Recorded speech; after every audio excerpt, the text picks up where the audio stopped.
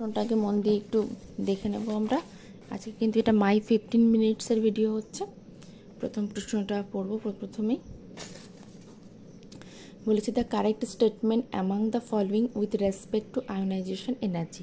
Ionisation energy রেসপেক্টে কোনটা correct statement? ওকে, অনেকগুলো অপশান দেওয়া আছে। যেমন এখানে সাকসেসিভ আয়োনাইজেশন এনার্জিগুলো যোগ করে বলা হয়েছে for indium is more than that of aluminium. Okay, আমরা অ্যালুমিনিয়ামের সিরিজটা লিখব। আমরা পরপর দেখব এই প্রশ্নগুলো কিভাবে অ্যাপ্রোচ করতে হয়। Boron, aluminium, gallium, indium, thallium. আমাকে চাওয়া হয়েছে কি ইন্ডিয়াম, একটা চাওয়া হয়েছে অ্যালুমিনিয়াম। এই দুটোর মধ্যে কম্পেয়ার করতে বলা হয়েছে আয়োনাইজেশন এনার্জি। যত আমরা ডাউন দ্য গ্রুপ যাই তত কিন্তু আয়োনাইজেশন এনার্জিটা কিন্তু কমতে থাকে। এখানে কি সেটাই বলা হয়েছে? For indium more than that of aluminium বলা হয়েছে এটার বেশি এটার কম, সুতরাং এটা অবশ্যই কিন্তু ভুল বলা হয়েছে। তাহলে এই অপশানটা কিন্তু আমার ভুল হয়ে গেল।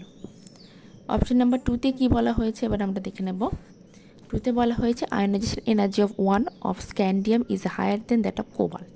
ওকে, মানে এটা হচ্ছে ডি ব্লক এলিমেন্টের ক্ষেত্রে বলা হয়েছে। Scandium, titanium, vanadium, chromium, manganese, এবার হচ্ছে আয়রন, তারপরে কোবাল্ট।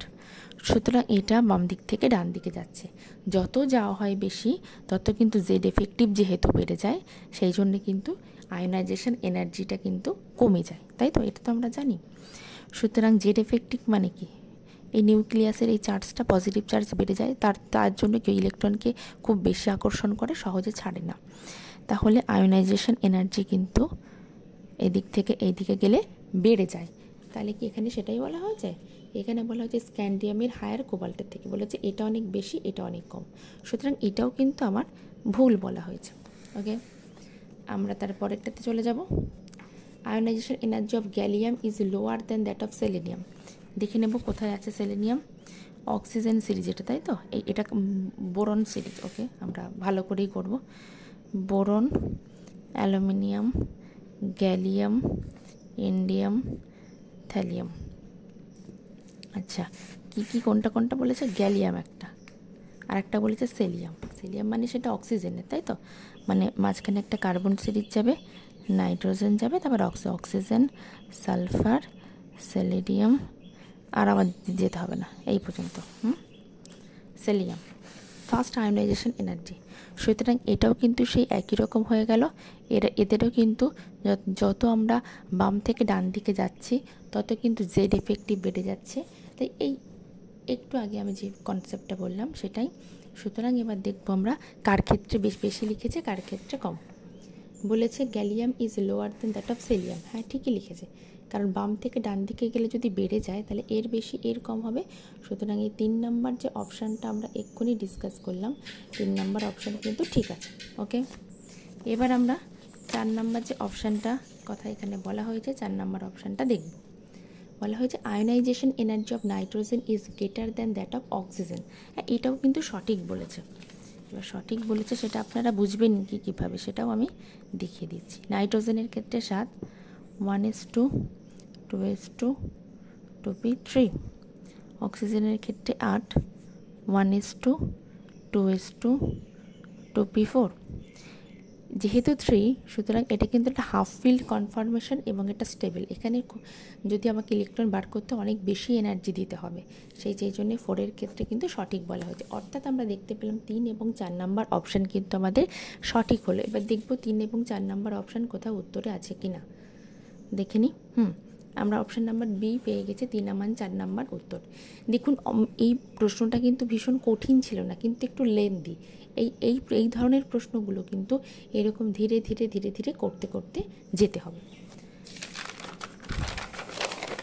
মাই 15 মিনিটসের আজকে 10 নম্বর ভিডিও। আগেরগুলো যদি না দেখে থাকেন তাহলে সেগুলো একটু দেখবেন, আপনাদেরই উপকার হবে। বেশ, আমরা দ্বিতীয় প্রশ্নটা খুব মন দিয়ে পড়ব। কি বলা হয়েছে?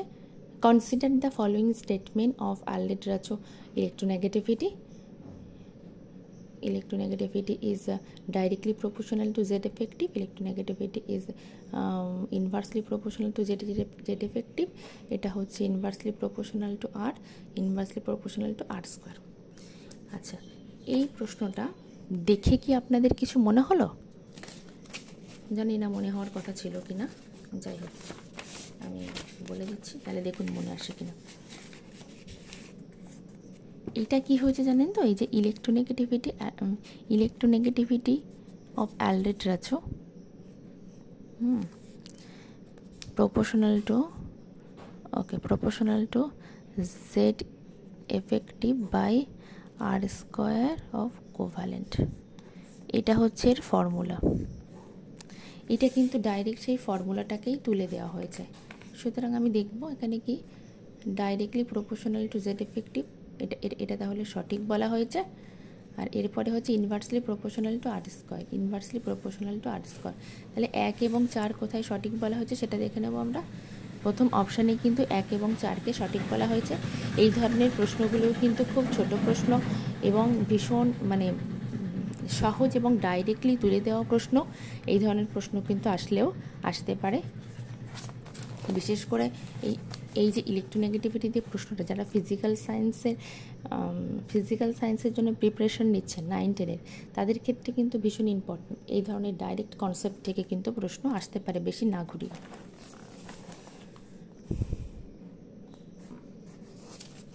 এরপরে আমরা 3 নম্বর প্রশ্নটা ভীষণ মন দিয়ে পড়ব। এখানে বলা হয়েছে which of the following oxides is neutral. একটু চেষ্টা করুন, ততক্ষণ আমি একটা পৃষ্ঠা দেখে নিই। একটা খাতা কিনার হচ্ছে না, ঠিক আছে চালাই যেটা দিয়ে আপাতত। Okay, which of the following oxides is neutral. আমরা কিন্তু জানি এই মেটাল যারা, আচ্ছা এখানে বলে দিই, মেটালের যে অক্সাইডসগুলো হয় সেগুলো সব অ্যাসিডিক হয়, সেগুলো সব বেসিক। নন মেটালের যে অক্সাইডসগুলো হয় তারা সব অ্যাসিডিক হয়, আর বাদ বাকি যেগুলো থাকবে সবগুলোকে আমরা নিউট্রাল বলতে পারি।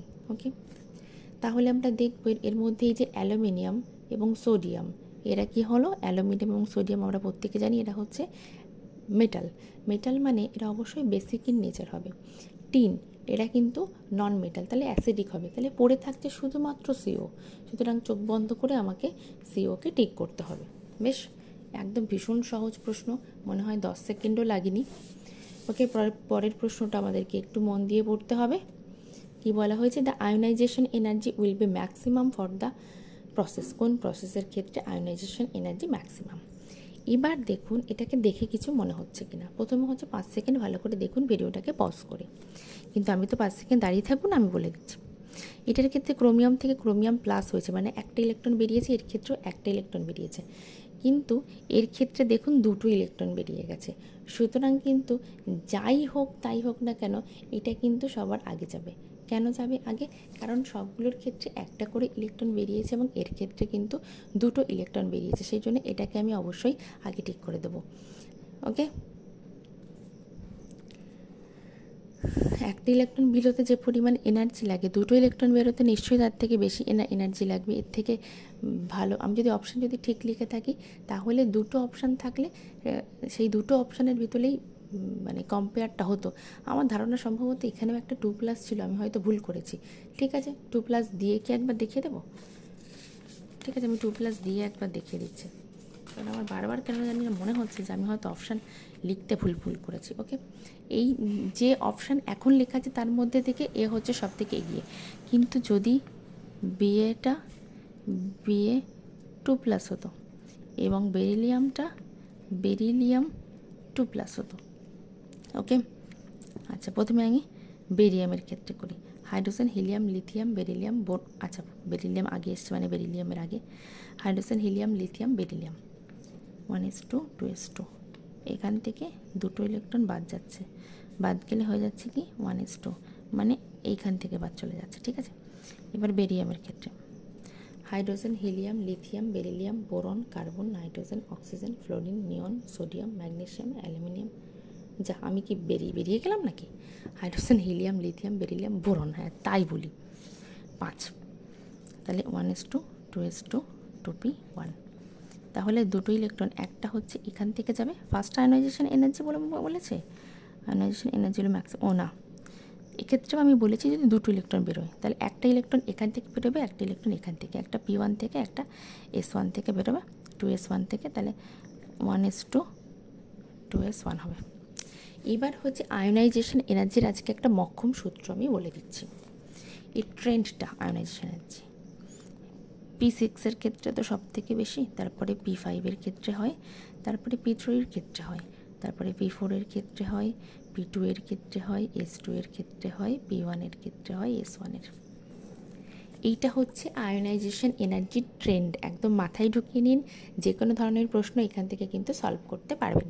ওকে, তাহলে বেরিলিয়ামের ক্ষেত্রে কিন্তু s2 থেকে গেল, আর এর ক্ষেত্রে কি হলো p1 থেকে আর s2 থেকে গেল, তাহলে অবশ্যই কিন্তু এ এগিয়ে যাবে, তাও কিন্তু উত্তর সেই আপনার বেরিলিয়ামই হবে। ঠিক আছে, ওকে। তার পরের প্রশ্নটা ভীষণ মন দিয়ে পড়তে হবে। পরের প্রশ্নটা কি বলা হয়েছে? The decreasing order of the first ionisation energy of the following elements. First ionisation energy, ওকে।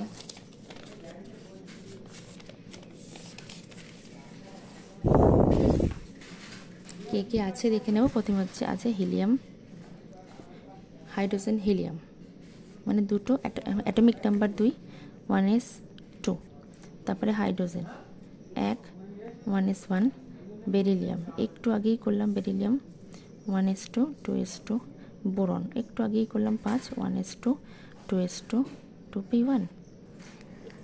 এবার একটু আগে কিন্তু আমি এনার্জি ট্রেন্ডটা লিখেছিলাম, সেটা আবার লিখে নেব। প্রথমে p6 ক্ষেত্রে হয়, তারপর p5 ক্ষেত্রে হয়, তারপরে p3 ক্ষেত্রে হয়, p4 ক্ষেত্রে হয়, তারপরে হচ্ছে p2 ক্ষেত্রে হয়, s2 ক্ষেত্রে হয়, p1 ক্ষেত্রে হয়, s1 ক্ষেত্রে হয়। ওকে, বলেছে first ionisation energy. First ionisation energy মানে এর ক্ষেত্রে কিন্তু s1 থেকে এর ক্ষেত্রে কিন্তু মানে একটা ফুলফিল্ড ইলেকট্রনিক কনফিগারেশন থেকে যাচ্ছে। যদিও এনার্জি কম বলছি কি, আমাদের কম্পেয়ার হচ্ছে এর সঙ্গে আর এর সঙ্গে, এই তিনটের মধ্যে যদি আমি এনার্জেটিক্যালি দেখি তাহলে s2 সব থেকে এগিয়ে। তাহলে s2 সব থেকে এগিয়ে হলে হিলিয়াম সব থেকে বেশি হবে।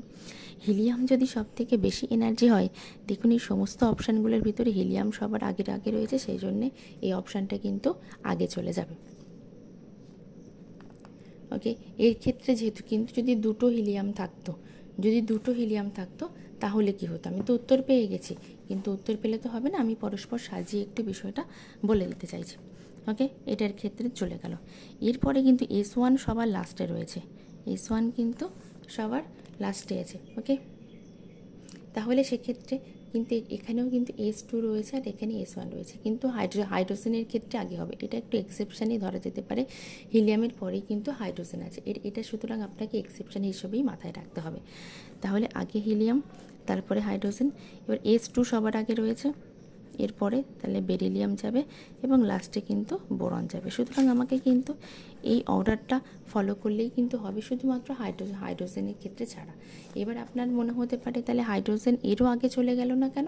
না, আমি যখন আয়নাইজেশন এনার্জি ট্রেন্ডটা করিয়েছিলাম তখন কিন্তু সেখানে বলেছিলাম এটা যেহেতু নিষ্ক্রিয় গ্যাস, সুতরাং এ চাইবেই না ইলেকট্রন ছাড়তে, তাহলে নিষ্ক্রিয় গ্যাসটা আগে যাবে, তারপরে যাবে হিলিয়াম, আগে যাবে তারপরে যাবে হাইড্রোজেন। ওকে, এটা হচ্ছে ট্রেন্ড। আমরা পরবর্তী প্রশ্নে চলে যাব। প্রশ্নগুলো একটু ভালো করে পড়তে হবে। মাই 15 মিনিটসের ভিডিওগুলো একটু মন দিয়ে দেখবেন। আজকে অবশ্য আরও একটা ভিডিও আসবে, সেটা হচ্ছে অর্গানিক A to Z এর উপরে। ভিডিওগুলো একটু মন দিয়ে দেখবেন, আপনাদেরই সুবিধা হবে। আমি চেষ্টা করছি আপনাদের যাতে সুবিধা হয়, কিন্তু সমস্যা হচ্ছে মানে অন্য জায়গায়। আপনাদের আসলে ভিডিও দেখার রেট এত কম, ওয়াচ টাইম কমে গিয়ে আমার আসলে চ্যানেলটা রিচ ভীষণ কমে যাচ্ছে। যাই হোক, আমার কাজ তো আমায় করতে হবে। আমি বলেছি যে আপনাদেরকে SLST পাওয়ানোর আগ পর্যন্ত আমার লড়াই চলতে থাকবে, এটা আমার ক্ষেত্রে এক রকমের চ্যালেঞ্জ বলা যেতে পারে। আমি অত সহজে হার স্বীকার করছি না। Okay, among the following atom which has 0 electron affinity. Okay, phosphorus প্রত্যেকের ক্ষেত্রে, আচ্ছা nitrogen, phosphorus, arsenic, antimony, bismuth. Oxygen, sulphur দরকার নেই আর। তারপরে হয়ে গেল, তারপরে ফ্লোরিন, ক্লোরিন। তাহলে আছে কে কে? এটা আছে, এটা আছে, এটা আছে, আর এটা আছে। ডাউন দ্য গ্রুপ কী হয়? Down the group electron affinity কমে, সুতরাং এটাকে আমি ছেড়ে দিলাম। এই তিনটের ভিতরে এবার আমাকে কম্পেয়ার করতে হচ্ছে। এই দিক থেকে এই দিকে আমি যত যাব তত কী হয়, তত কিন্তু ইলেকট্রন অ্যাফিনিটি ভ্যালুটা বাড়তে থাকে। কিন্তু এক্সেপশন হয়ে যায় নাইট্রোজেন, কারণ এটা হাফ ফিল্ড কনফার্মেশন, 1:2:2p3। এটা কিন্তু হাফ ফিল্ড কনফার্মেশন। মনে নেই ইলেকট্রন অ্যাফিনিটি যখন আমরা সিরিজ করেছিলাম তখন আমরা দেখেছিলাম, সব থেকে কম হয়ে যায় যখন হাফ ফিল্ড অথবা ফুল ফিল্ড হয়ে যায়, তখন তার ইলেকট্রন অ্যাফিনিটি কিন্তু লেস অথবা টেন্ডস টু 0 হয়ে যায়, কারণ সে কোনোভাবে টেক পার্ট করতে চায় না। একটুখানি ভুল করলাম, ঠিক আছে, কোনোভাবে সে টেক পার্ট করতে চায় না। ওকে, সুতরাং এটা যেহেতু হওয়ার কথা ছিল, এদিক থেকে এদিকে কি ক্রমশ কিন্তু বাড়ছে, কিন্তু একেবারে যেহেতু হাফ ফিল্ড কনফার্মেশন, সেই জন্য এটা টেন্ডস টু 0 হয়ে যায়। ওকে, নাইট্রোজেন হয়ে যাবে এখানে। পরের প্রশ্নটা ভীষণ মন দিয়ে পড়তে হবে। কি বলা হয়েছে? Identify the correct order of acidic strength. আমি একটু আগে মনে হয় করালাম যে অ্যাসিডিক স্ট্রেংথের ট্রেন্ডটা কী হবে। মেটাল অক্সাইডগুলোর ক্ষেত্রে কি হয়?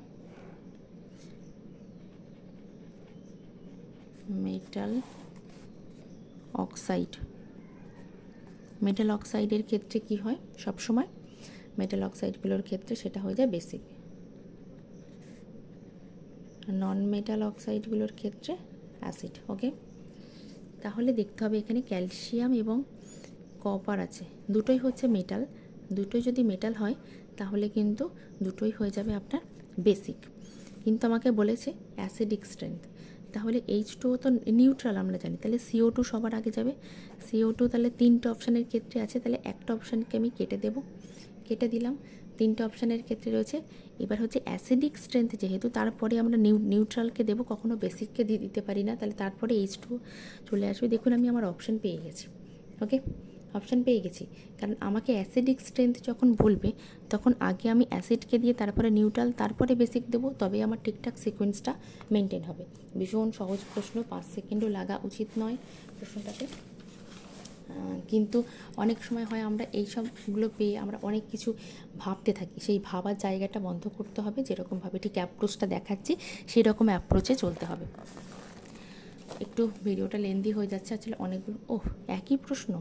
আচ্ছা বেশ, ভুল করে লিখে ফেলেছি, হওয়ার কথা ছিল না, তাও ঠিক আছে। Select the correct ionic radius order. Okay, আমি জানি কি অ্যানায়ন সবার আগে যায়, তারপরে নিউট্রাল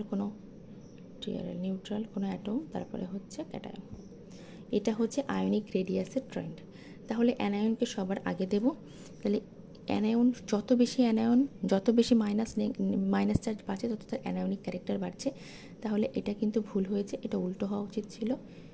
এটা হচ্ছে দেখছি আমি এটা। ওকে, তারপরে এর ক্ষেত্রে পজিটিভ, এটা কোনো সম্ভব নয়, এটাও সম্ভব নয়, তাহলে এটাই উত্তর। আমি ওই জন্য বললাম দেখছি। ওকে, কেন এটা এরকম হলো? একটা তো ফসফরাস, একটাতে ফসফরাস মানে সে নাইট্রোজেন ফ্যামিলিতে, নাইট্রোজেন ফসফরাস, আর এটা হচ্ছে অক্সিজেন সালফার। এই দিক থেকে এই দিকে যত যাওয়া হবে এর ক্ষেত্রে এটাও কিন্তু 3 এটা মাইনাস, এর ক্ষেত্রে 3 রয়েছে, আর এর ক্ষেত্রেও কিন্তু 3 আছে। যত এদিক থেকে এইদিকে যাচ্ছি তত কি হচ্ছে, ইলেকট্রনটা এদিক থেকে এদিকে যত যাচ্ছে তত কিন্তু আয়নিক রেডিয়াস তত কিন্তু কমে যায়। কমে গেলে তাহলে কি এই ট্রেনটা ঠিক হবে? আমার অপশন কি নেই বলে আমি এই ট্রেনটাকে করলাম। আচ্ছা বেশ, নাইট্রোজেন এবং অক্সিজেনের ক্ষেত্রে এটা আমি একটু এক্সপেরিমেন্টালি দেখে নেব। হ্যাঁ, এক্সপেরিমেন্টাল ডাটাটা আমি একটু দেখবো, কারণ যত এদিক থেকে এদিকে যাওয়া হয় তত তো আয়নিক রেডিয়াসটা কমতে থাকে আমরা জানি, আর আমি বাকিগুলো তো কোনোভাবে মিল পাচ্ছি না, তো সেই জন্য এই একটাই অপশান থেকে যাচ্ছে। ওকে, বেশ, আমরা তারপরেটাতে দেখব which has maximum polarising power of cation. এই ধরনের প্রশ্নের ক্ষেত্রে বাকি 3টে অপশান যেহেতু ভুল হয়েছে, তো বি অপশান আমাকে ঠিক করতেই হবে। এবার তারপরে দেখা গেল যদি বাই চান্স প্রশ্নটা নর্মালি এই অপশানটাও হয়তো ভুল, এই অপশানটাও হয়তো আমার ভুল, তখন কি হবে না, তখন যে প্রশ্ন ভুল থাকলে তো আমাকে ফুল মার্কস দিতেই হবে, সেই জন্য আমাকে এই ভুলগুলোকে করলে হবে না, আমাকে আমার নর্মাল ট্রেন্ডে চলতে হবে। এই জায়গাটা কিন্তু আমারও একটু কনফিউশন আছে, আমি একটু এক্সপেরিমেন্টাল ডাটাটা দেখে নিয়ে পরের ভিডিওতে আপনাদেরকে বলে দেবো। বেশ, আচ্ছা, which has maximum polarising character of the cation. ক্যাটায়নের পোলারাইজিং ক্যারেক্টার ডিপেন্ড করে মাথার উপরে কত বেশি পজিটিভ চার্জ রয়েছে। ওকে, মাথার উপরে কত বেশি পজিটিভ চার্জ রয়েছে, কার ক্ষেত্রে পজিটিভ চার্জ সব থেকে বেশি রয়েছে, অ্যালুমিনিয়ামের ক্ষেত্রে। সুতরাং চোখ বন্ধ করে কিন্তু একে আমরা বলতে পারি এ সব থেকে বেশি পোলারাইজিং। এটা তো প্রথমেই বাদ চলে যাবে। ওকে, তারপরে কি আছে আমরা দেখে নেব। এখনও একটা আছে, বাপরে ভিডিওর লেন্থ তো বেড়ে যাচ্ছে আরও অনেক বেশি। একটু রিকোয়েস্ট করব সময় নিয়ে ভিডিওগুলো দেখার, আপনাদের উপকার হবে। আর আপনারা ওই 5 মিনিটও হচ্ছে না, 1-2 মিনিট করে দেখে দেখে যে ভিডিওগুলোকে ছাড়ছেন, এরপরে কি হচ্ছে জানেন তো, আমার চ্যানেলের ভীষণভাবে রিচ ডাউন হয়ে যাচ্ছে। ওকে, একটু খেয়াল রাখবেন আর কি। The increasing order of the first ionisation enthalpies of the element, first ionisation এনথালপিগুলো নির্ণয় করতে বলা হয়েছে। Boron, sulphur, phosphorus. এর ক্ষেত্রে প্রতিটার ক্ষেত্রে লিখতে হবে আমার। সালফার, ফসফরাস এবং বোরন, 1s2 2s2 2p1। তারপরে হচ্ছে এর ক্ষেত্রে ফ্লোরিনের ক্ষেত্রে কত, hydrogen, helium, lithium, beryllium, boron, carbon, nitrogen, oxygen, fluorine 9, 1s2 2s2 2p4, তাই তো? সরি 4 কেন, আমি আগেই ঠিক লিখছিলাম 5, তাহলে টোটাল হয়ে গেল 9। সালফারের মোট 16 হয়। Hydrogen, helium, lithium, beryllium, boron, carbon, nitrogen, oxygen, fluorine, neon, sodium, magnesium, aluminium, silicon, phosphorus, sulphur 16 এর। তাহলে 1s2 2s2 2p6, তাহলে হয়ে গেল 10টা। 1s2 2p 3s2 3p4, তাহলে হয়ে গেল 16টা, তাই তো? ফসফরাসের ক্ষেত্রে 15 হয়। 1s2 2s2 2p6 3s2 3p3। ওকে, 15টা হয়েছে। এবার আমার সেই ট্রেনটার কথা মাথায় রাখতে হবে। কি ছিল? p6 p5 p3 p4 s2 p2 s2 p1 s1। এই হচ্ছে আমাকে আয়োনাইজেশন এনার্জির আমার ট্রেন্ড, ইলেকট্রন বেরোনোর ট্রেন্ড। ওকে, তাহলে ইলেকট্রন বেরোনোর ট্রেন্ড যদি এটা হয়, তাহলে আমি দেখব প্রথম এখানে কী আছে, p5 আছে, তাহলে p6 যখন নেই তাহলে p5 সবার আগে চলে যাবে, তাই ফ্লোরিন সবার আগে চলে যাবে। ওকে, তারপরে আছে p3, p4 এর আগে যাবে p3তে ফসফরাস আছে। ওকে, তারপরে এস চলে যাবে, তারপরে বোরন চলে যাবে। দেখুন এই ট্রেন্ডে কেউ আছে কি না। প্রথমে ফসফরাস, প্রথমে ফ্লোরিন, তারপরে পি, তারপরে বি। ওকে, ডি অপশান। এই ট্রেন্ডটা মনে রাখলে আর দ্বিতীয় কিছু করতে হবে না। রিকোয়েস্ট করব প্রত্যেকে একটি ভিডিওটা সময় নিয়ে দেখার। ভীষণ ইম্পর্টেন্ট কিছু প্রশ্ন এখানে ডিসকাস করা হলো। ভীষণ ভালো থাকবেন প্রত্যেকে। ভিডিওগুলো ভালো লাগলে একটু সাবস্ক্রাইব করে পাশে থাকবেন।